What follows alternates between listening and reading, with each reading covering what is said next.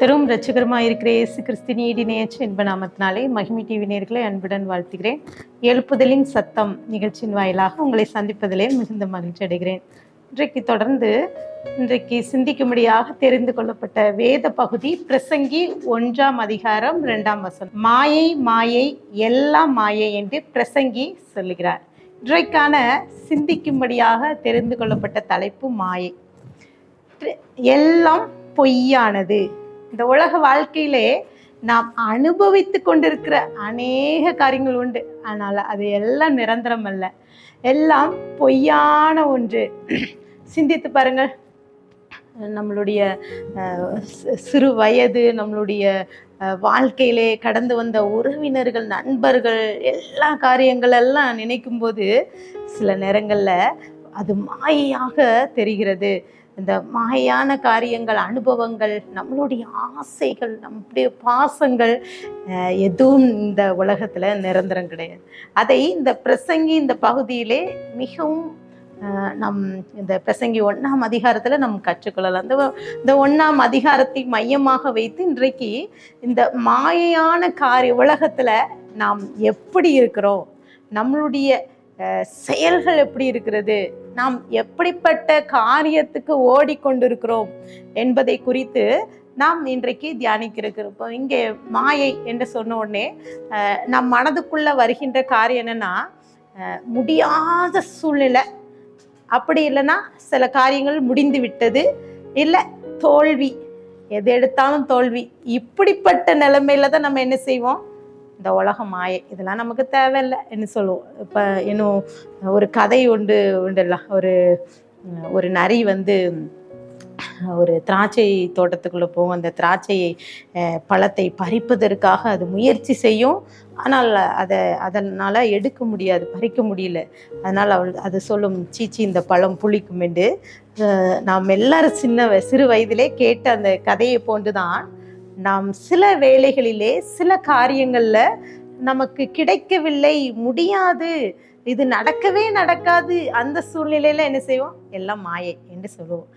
ஆனால் இந்த பிரசங்கி இந்த பகுதியிலே சாலமோன் அந்த சம்பவங்களை எல்லாம் எழுதும்போது அவனுடைய காரியம் என்னன்னா, அவன் தாவீதின் குமாரன், அவன் ஒரு ராஜா, அவன் எருசலேமே உள்ள அத்தனை பேருக்கும் தெரியும் அவனுடைய ஞானம், அவனுடைய படை பலங்கள், அவனுடைய ஐஸ்வர்யவான், எல்லா ஐஸ்வர்யம், அவனுடைய ஒருவேளை அவனுடைய எல்லா காரியங்களும் அவன் இருந்திருந்தும் அவன் சொந்த அனுபவத்திலிருந்து எழுதுறான். எதுவுமே இல்லை, எனக்கு எதுவுமே கிடைக்கல அப்படின்ற ஒரு காரியத்தில் எல்லாம் மாயை சொல்கிறது வேறு. ஆனால் எல்லாம் அனுபவித்து எல்லாத்தையும் பெற்றுக்கொண்டு அந்த சாலமோன் ராஜா அந்த பிரசங்கிலே நமக்கு கற்றுக் கொடுக்கிற காரியம் என்னன்னா, இந்த உலகம் மாயை.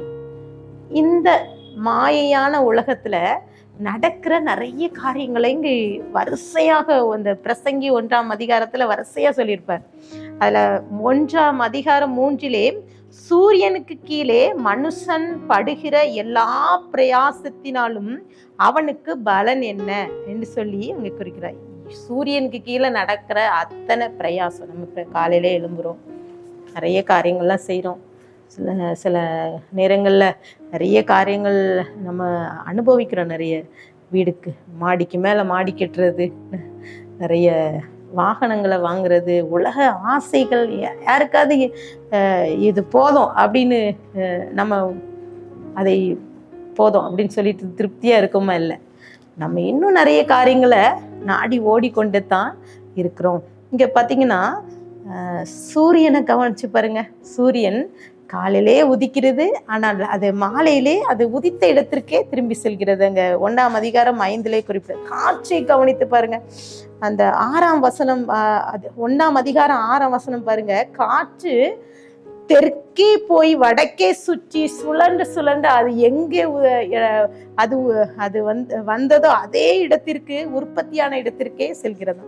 அப்போ சூரியன் அதே போலதான், காற்றும் அதே போலதான், நதிகள் அது சமுத்திரத்திலே ஓடி விழுந்து அங்கு இங்கு சென்று தான் முதலாவது உற்பத்தியான இடத்துக்கே அந்த சமுத்திரம் போய் நிறுத்துதான். அந்த அப்படிப்பட்ட காரியம் நடக்கு. அப்போ இந்த உலகத்துல பூமியில இந்த நடக்கிற எல்லா காரியத்தினால என்ன பலன் என்று சொல்லி இந்த சாலமோன் ஒரு கேள்வி கேட்கிறார். பாருங்க, ஒரு சந்ததி வருகிறது போகிறது, மறு சந்ததி வருகிறது.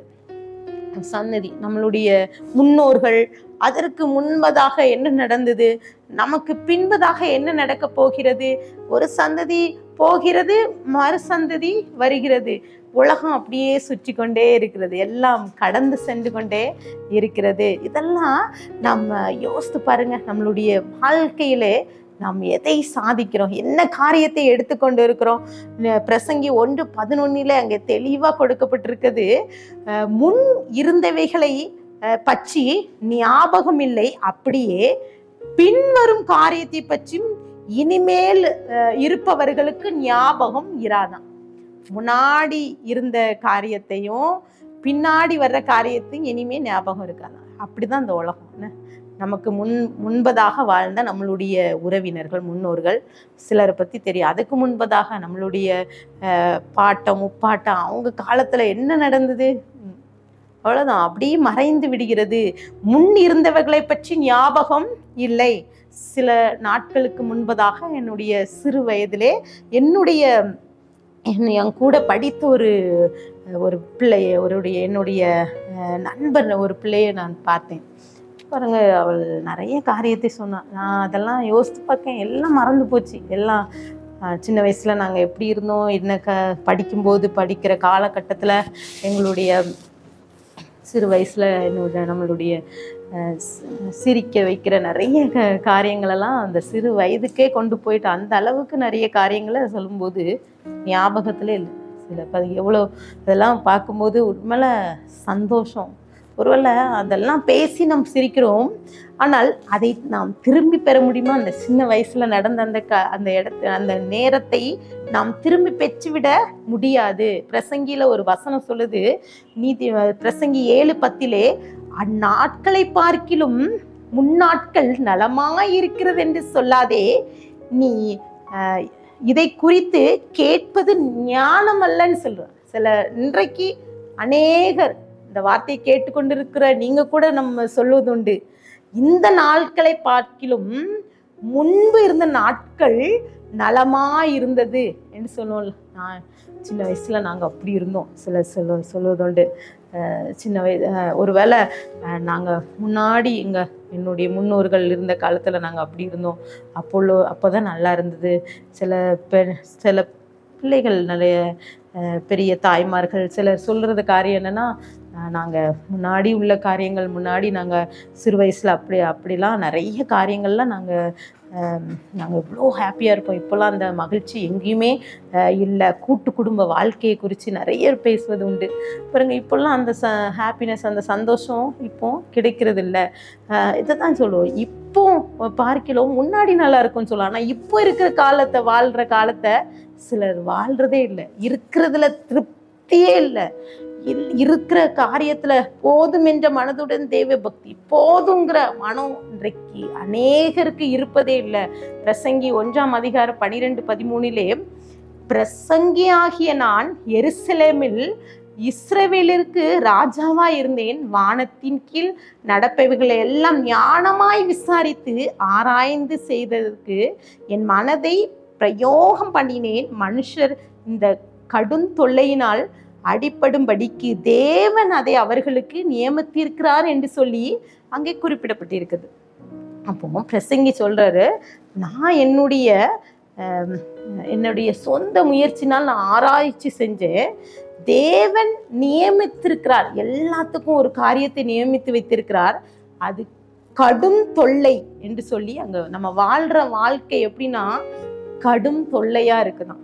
அப்படிதான் அங்க குறிப்பிடப்பட்டிருக்கிறது. நீங்க ஆதியாகமம் பக்கம் அந்த பகுதியில நீங்க போனீங்கன்னா, ஆதாம் ஏவாள் அங்க கீழ்ப்படியாமையினால, அவர்கள் செய்த பாவத்தினால, அவருக்கு செய்த தவறுதனால அங்கே ஆதாம் ஏவாளுக்கு அங்க தேவன் சபிக்கிறார். அந்த காரியத்தை நான் வாசிக்கிறேன். ஆதியாகமம் 3:17, 18, 19 அங்க குறிப்பிடப்பட்டிருக்கு. பின்பு அவர் ஆதாமை நோக்கி, நீ உன் மனைவியின் வார்த்தைக்கு செவி கொடுத்து புசிக்க வேண்டாம் என்று நான் உனக்கு விலக்கின விருட்சத்தின் கனியை புசித்தபடியினால் பூமி உன் நிமித்தம் சபிக்கப்பட்டிருக்கும்.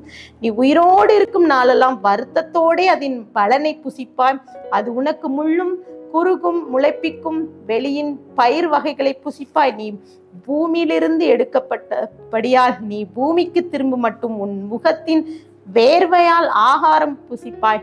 நீ மண்ணாய் இருக்கிறாய், மண்ணுக்கு திரும்புவாய் என்று சொல்லி அங்கே ஆதாமுக்கு ஆண்டவர் அங்கே சபிக்கிறார் வார்த்தை. இப்போ அதைத்தான் நான் அந்த பிரசங்கி இந்த பகுதியிலே குறிப்பிடப்பட்டிருக்கிற காரியம் என்னன்னா, வானத்துக்கு கீழே நடப்பவைகளை எல்லாம் ஞானமாய் விசாரிச்சு பார்க்கிறார், அதை ஆராய்ச்சி செய்து பார்க்கிறார், அதை மனதை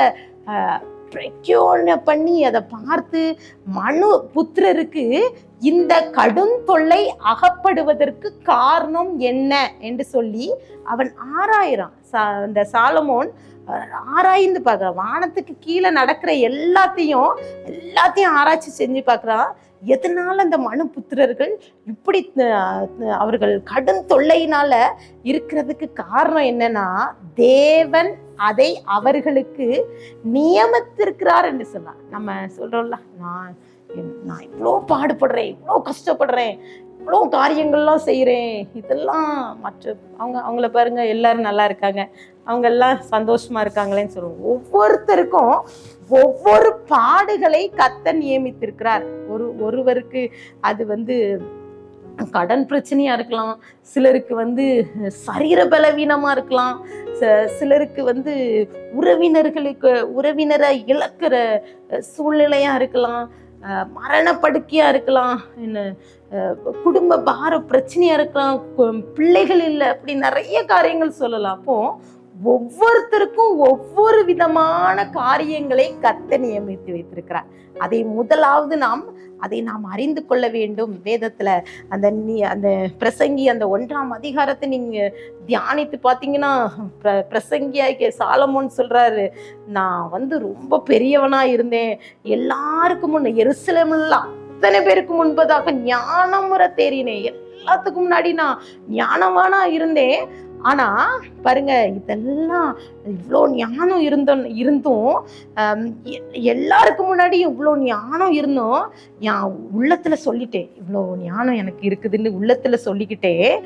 ஆனா இதெல்லாம் நான் பார்க்கும்போது அதுவும் மாயையா இருக்குதுன்னு சொல்லலாம். நான் இவ்வளோ அறிவா இருந்தும் இவ்வளோ ஞானமா இருந்தும் அதுவும் மாயை தான், அது கொஞ்ச காலம்தான் அப்படின்னு சொல்லிட்டு சொல்ற. வேதாகமத்துல மாயை குறித்து 2 மனிதர்களை குறித்து அங்க சொல்லப்பட்டிருக்குது, குறிப்பிடப்பட்டிருக்குது. எங்க தாவீது அவன் வாழ்க்கையிலே தான் வாழ்ற வாழ்க்கை ஒரு மாயையான உலகம் வாழ்க்கை என்பதை அவன் அந்த சங்கீதம் அந்த பகுதியிலே குறிப்பிட்டிருக்கிற சங்கீதம் 144:4 மனுஷன் மாயைக்கு ஒப்பாய் இருக்கிறான், அவன் நாட்கள் கடந்து போகிற நிழலுக்கு சமானம் என்று சொல்றான். மாயையான நாட்கள், நம்ம வாழ்ற நாட்கள் நிரந்தரம் கிடையாது. எவ்வளவு நாட்கள் நம் வாழ்கிறோம் என்பது தெரியாது. நான் இன்றைக்கு உயிரோடு இருக்கிறது தேவ கிருபை. அதுதான் தாவீது என்ன சொல்கிறானா, மனுஷன் மாயைக்கு ஒப்பாய் இருக்கிறான், மாயையான நாட்கள் என்னும் சங்கீதங்கள்ல என்ன ஒரு வசனம் சொல்லுது, சங்கீதம் 39:5 இங்கே குறிப்பிடப்பட்டிருக்கு. மாயை குறித்து அங்கே குறிப்பிடப்பட்டிருக்கிறது. என் ஆயுசு உமது பார்வைக்கு இல்லாது போல் இருக்கிறது, எந்த மனுஷனும் மாயை என்பது நிச்சயம் என்று சொல்லி அங்கே குறிப்பிடப்பட்டிருக்கு. சங்கீதம் 39:5 எந்த மனுஷனும் மாயை என்று சொல்லி அங்கே குறிப்பிடப்பட்டிருக்கிறது. இன்றைக்கு மாயையான உலகத்துல இருக்கிறோம், எந்த மனுஷனும் மாயை தான். யாரை நம்புவது என்று சொல்லி இந்த உலகத்துல தெரிவதில்லை. இந்த உலகம் வாழ்ற நம்ம வாழ்கின்ற வாழ்க்கை கொஞ்ச காலம் தான். அந்த கொஞ்ச காலத்துல இந்த மாயான உலகத்துல நாம் வாழ்கின்ற வாழ்க்கை எவ்வளவேன்னு நாம் ஜாக்கிரதையா வாழ்றோம். யோபுல அந்த புத்தகத்தை நீங்க வாசித்து பார்த்தீங்கன்னா, யோபு தன்னுடைய அனுபவத்திலிருந்து சொல்றான். அவனுடைய ஃபுல்லா அனுபவித்து சொல்ற காரியம் என்னன்னா, அந்த யோபு புத்தகத்திலே யோபு 7:14 இப்படி இருக்கிறதை ஆரோசிக்கிறேன், என்னாலும் உயிரோடு இருக்க விரும்பேன், என்னை விட்டுவிடும், என் நாட்கள் மாயைதானே என்று சொல்லி யோபு சொல்கிறான். என்னை விட்டு விடுங்க, என் நாட்கள் மாயைதானேன்னு சொல்றான். ஏன்னா அவனுடைய பிறப்பு காரியங்கள், நான் ஏன் பிறந்தேன், நான் ஏன் வாழ வேண்டும் அப்படின்னு சொல்லி யோபு கதறான். அந்த 3ஆம் அதிகாரத்துல நீங்க வாசித்து பார்த்தீங்கன்னா 3:11 நான் கர்ப்பத்தில் தானே அழியாமலும் கர்ப்பத்திலிருந்து புறப்படுகிற போதே சாகாமல் போனது என்னன்னு சொல்றான். இவ்வளோ பிரச்சனை, இவ்வளோ பாடு, இவ்வளோ கஷ்டம், ஒரே நாள்ல தன்னுடைய குடும்பம் அழிஞ்சு போச்சு.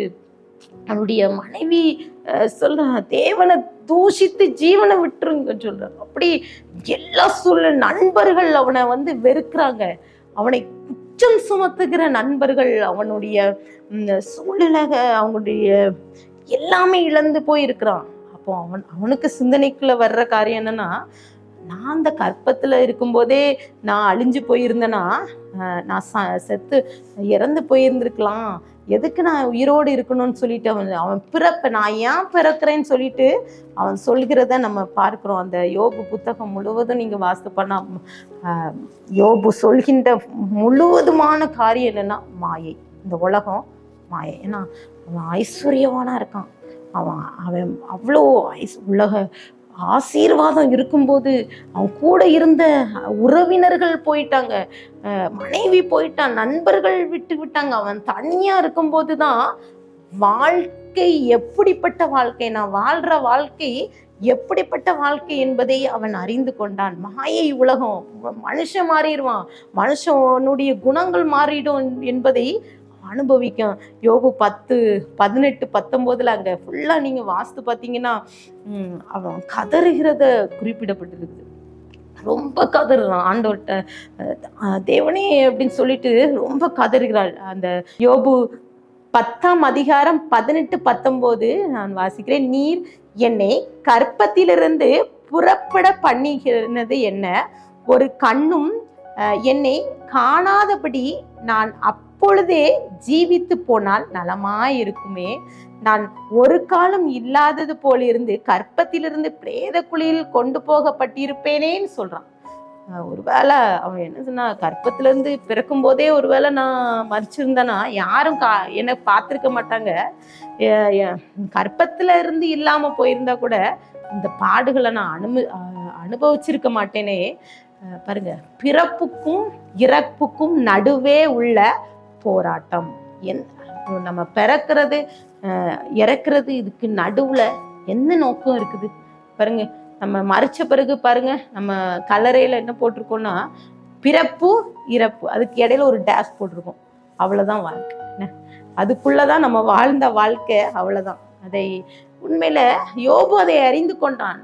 அவன் சொன்னான், அவன் தேவ திட்டம் உண்டு, நம்ம வாழ்க்கையில எல்லாருக்கும் தேவ திட்டம் இருக்குது, நம்ம அதை நாம் அறிந்து கொள்ளணும். நம்ம என்ன செய்யறோம், மற்றவர்களை பார்த்து கொண்டு மற்றவர்கள் வாழ்கின்ற வாழ்க்கையை நம்ம பார்த்து கொண்டு விட்டு சில நேரங்கள்ல நம்ம இருக்கிற சந்தோஷத்தை இழந்து கொண்டு இருக்கிறோம். நல்லா யோசித்து பாருங்க, நம்ம ஒவ்வொரு காலகட்டத்தை கடந்து வரும்போது சொல்லலாம், இப்போ நம்ம வாழ்ற வாழ்க்கை ரொம்ப கஷ்டமா இருக்கும். கடனா இருக்கலாம், குடும்பத்துல பிரிவினையா இருக்கலாம், சண்டையா இருக்கலாம், குடும்பம் ஏதோ ஒரு சூழல்ல நீங்க இந்த வார்த்தையை கேட்டிருக்கலாம். இந்த நிலைமையில நீங்க ரொம்ப துக்கத்தோடு இருக்கலாம். ஆனால் நம்ம இதே போல சில பிரச்சனைகளை அனுபவிக்கும் போது கூட நம்ம சொல்லுவோம், அப்பவும் அப்படி இருப்போம். ஆனா அந்த நாட்கள் இப்போ இருக்கிற காரியத்தை கடந்து போன பிறகு சொல்லுவோம், இதை விட வேற பிரச்சனைகள் வரும்போது நம்ம சொல்லுவோம், முன்னாடி கூட நான் ரொம்ப சந்தோஷமா இருந்தேன்னு.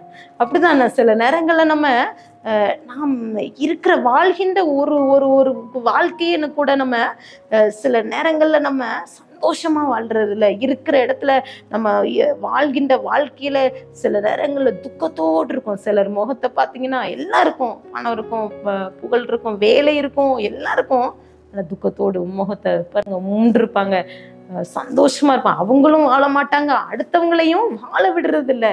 அப்படிப்பட்ட காரியங்களை செய்வது யோபு என்ன செய்கிறாருன்னா, அவன் அவ்வளோ பாடு, அவனை மாதிரி அவ்வளோ பாடுகள் யாரும் அனுபவிச்சிருக்க முடியாது. அவ்வளோ பாடுகளை படுறான். அவன் ஒரே நாள்ல எல்லாத்தையும் இழந்து நிற்கிறான்.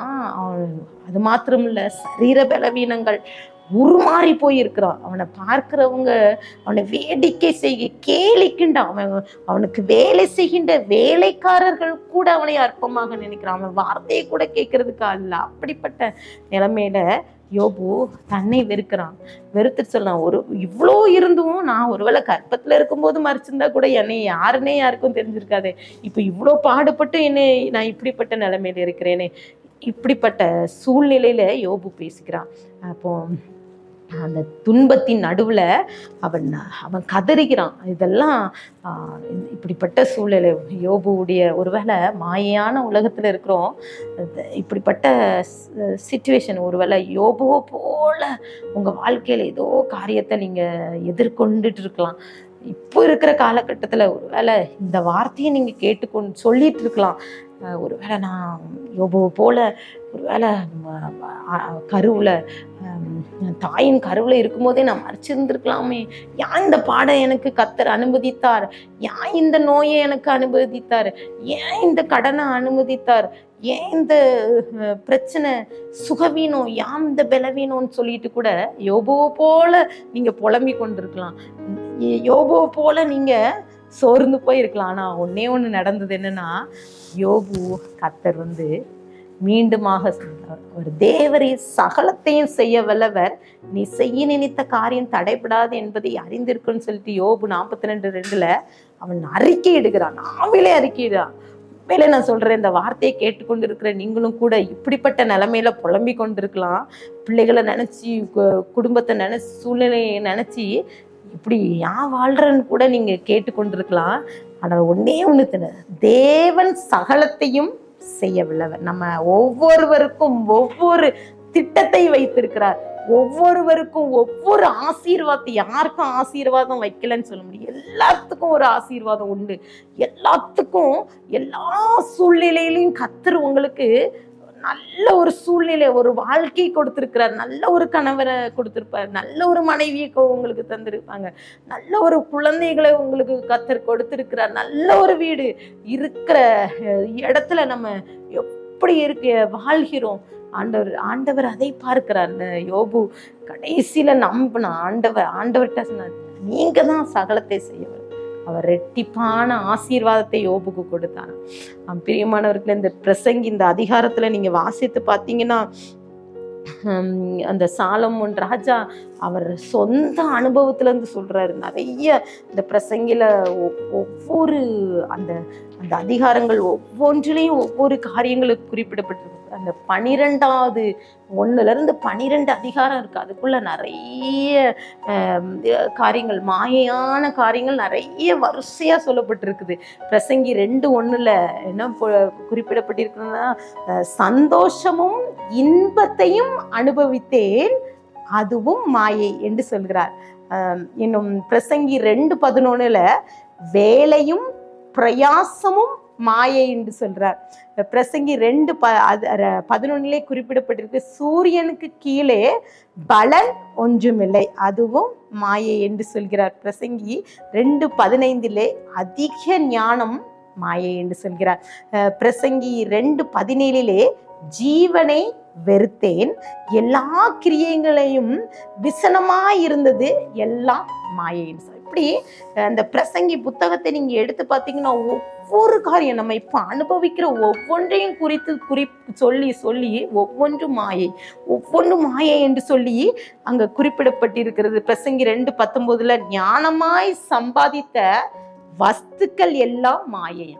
ஞானமா சம்பாதிச்சு வச்சிருக்கோம், அதெல்லாம் மாயை என்று சொல்லி அங்க எதெல்லாம் நம்ம யாருக்கு வச்சுட்டு போறோம், எல்லாம் ஒருவேளை அது நமக்கு பிறகு, நம்ம சந்ததிக்கு பிறகு அதை யார் அனுபவிப்பாருன்னு தெரியல. ஞானமா நம்ம சம்பாதிச்சு வச்சிருப்போம், ஒருவேளை அதெல்லாம் மாயை தான்.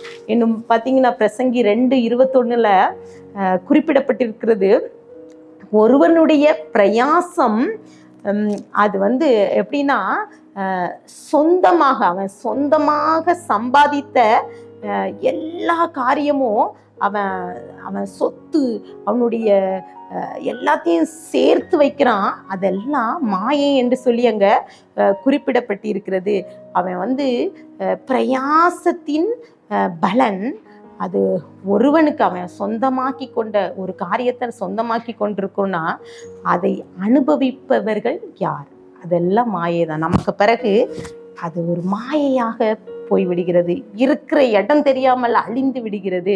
பிரசங்கி 2:23 வேலையிலே வருத்தம் சலிப்பு மனதுக்கு சஞ்சலமாக இருக்குது. வேலை செய்வாங்க சிலர், நல்ல கம்பெனியில் வேலை பார்ப்பாங்க, ஏன்னா ரொம்ப அந்த ஜாப்பில் ரொம்ப ஆர்வமாக இருப்பாங்க. சில நேரங்களில் வேலையிலே வருத்தம் வந்துடும், சலிப்பு வந்துடும். ஏன் இந்த வேலை எதுக்கு பண்ணணும்னா, எதுக்கு நான் இதை அதை கூட பிரசங்கியில் குறிப்பிடப்ப அதுவும் மாயை என்று சொல்லி குறிப்பிடப்பட்டிருக்கிறது. இந்த பிரசங்கி 3:19 மனுபுத்திரன் மனுபுத்திரனோ மிருகமோ சாகிறதாம். ரெண்டையும் குறிப்பிட, மனுஷனும் சாகுறான், மிருகமும் சாகிறது. மனுஷன் மிருகத்தை பார்க்கிலும் மேன்மை உள்ளவன், இதுவும் மாயம். ஒரு 5 அறிவு உள்ள மிருகம் அது மறிச்சா என்ன செய்யணும்? நம்மளை போலதான் மண்ணுக்குள்ள போடுறோம். அதுக்கும் நமக்கு ரெண்டுக்கும் ஒன்றும் வித்தியாசம் கிடையாது. அது 5 அறிவு, நம்ம பகுத்தறிவு பெற்றிருக்கிற நமக்கும் அதுக்கும் ஒன்றும் இல்லை. வாழும்போது, நம்ம பிறக்கும்போது நம்ம எதையுமே கொண்டு வரல, போகும்போது எதையும் கொண்டு போகிறது இல்லை, எல்லாம் மாயை என்று சொல்லி இந்த பிரசங்கி சொல்கிறார். இந்த பிரசங்கி 4 மனுஷன் படும் பிரயாசம் கிரியை எல்லாம் அயலானுக்கு பொறாமைக்குரியதா இருக்குதான். அதுவும் மாயன்னு சொன்ன. நீங்க நல்லா வேதத்தை வாசித்து பார்த்தீங்கன்னா, ஆண்டவராக இயேசு கிறிஸ்து அவர் பொறாமையினாலே தான் சிலுவையில் அறையப்பட்டாராம். பாருங்க, அந்த உலகத்துல என்ன செஞ்சாலும், நம்ம என்ன காரியம் செய்தாலும் பொறாமை, அந்த உலக ஜனங்கள் பொறாமை. பாருங்க, இதெல்லாம் மாயை, பொறாமை குணங்கள் இதெல்லாம் மாயை என்று சொல்லி பிரசங்கி சொல்கிறார். பிரசங்கி 4:8 அங்க குறிப்பிடப்பட்டிருக்கிறது, தனிமையாக இருப்பவன். ஒருத்தர் தனியா இருக்கிறாரு, ஆனா அவன் ஐஸ்வர்யத்தை நிறைய சேர்த்து வைக்கிறான், ஆனா அவங்களுக்கு பிள்ளை கூட இல்லை, ஆனா அவன் திருப்தியா இல்லை. சிலர் பார்த்தீங்கன்னா, சிலர் ஐஸ்வர்யத்துல திருப்தியா இருக்கிறது இல்லை என்று சொல்லி அதுவும் மாயை என்று சொல்லி குறிப்பிடப்பட்டிருக்கிறது. பிரசங்கி 5:10 பண ஆசையை குறித்து அங்க குறிப்பிடப்பட்டிருக்கு. பண ஆசை, அந்த செல்வந்தன் பணத்திலே திருப்தி அடைவதில்லை என்று சொல்லி அங்கே குறிப்பிடப்பட்டிருக்கிறது. பிரசங்கி 11:10 இளவயதும் வாலிபமும் மாயை என்று சொல்லி அங்கே குறிப்பிடப்பட்டிருக்கிறது. பிரசங்கி 12:8 மாயை எல்லாம் மாயை என்று பிரசங்கி சொல்லி முடிக்கிறார். பாருங்க, இன்றைக்கு கூட அந்த பிரசங்கி 1ஆம் அதிகாரத்துல முழுவதுமாக நம்ம வாசித்து பார்த்தீங்கன்னா, எல்லாம் முழுவதும் மாயை என்று சொல்லி அங்கே குறிப்பிடப்பட்டிருக்கிறது. இன்றைக்கு கூட இந்த வார்த்தையை கேட்டுக்கொண்டிருக்கிற நீங்க கூட ஒருவேளை நம்ம வாழ்ற வாழ்க்கை ஏன் வாழ்றோம், எதற்காக இல்லையே, ஏன் இந்த உலகத்துல நான் எதற்காக வாழ்றேன்னு சொல்லிட்டு கூட கேள்வி கேட்டுக்கொண்டிருக்கலாம். எல்லாம் மாயை. ஆண்டவருக்காக வாழுவோம். ஆண்டவர் இன்றைக்கு நமக்கு அநேக காரியங்களை தந்திருக்காங்க, அநேக ஆசீர்வாதத்தை தந்திருக்காங்க. யோபு சொன்னது போல, கர்த்தர் தேவரீர் சகலத்தை செய்ய வல்லவர், அவர் செய்ய நினைத்த காரியம் தடைபடாது. ஆண்டவர் சமூகத்துல ஒப்பு கொடுத்து ஜெபிக்கலாமா? அன்பின் பிதாவே, எங்களோடு பேசியிருக்கீங்க. இன்றைக்கு இசப்பா, நாங்கள் இசப்பா அந்த மாயான உலகத்துக்குள்ளே இருக்கோம். இந்த மாயான உலகத்தில் கூட இசப்பா, நாங்கள் இசப்பா சில நேரங்களில் பொறாமப்பட்டு விடுறோம், கோவப்பட்டு விடுகிறோம். எங்கள் வாழ்க்கையிலே நாங்கள் இசப்பா திருப்தி இல்லாதபடி வாழ்கிறோம். நிறைய சூழ்நிலைகளில் நாங்கள் இசப்பா சோர்ந்து போய் விடுகிறோம். ஒருவேளை கவலையோடு இருக்கிறோம் இசப்பா. எங்களை இசப்பா இந்த மாயான உலகம், இந்த உலகம் நிரந்தரம் இல்லை இசப்பா. நீர் எங்களை ஆசீர்வதிக்கிற தேவன், எங்களை பலப்படுத்துகிற தேவன். நீர் செய்ய நினைத்த காரியம் தடைபடாது என்பதை நாங்கள் அறிந்து கொள்ள கிருபை தாங்க. இந்த வார்த்தையை கேட்டுக்கொண்டு இருக்கிற ஒவ்வொருவரையும் ஆசீர்வதிங்க. நம்முடைய சமூகத்தில் எங்களை தாழ்த்தி வறுமையாக்குறோம். துதிக்கான மகிமையெல்லாம் மக்கள் ஏறடிக்கிறோம். மீட்பர் மூலம் கேட்கிற பிதாவே, ஆமென்.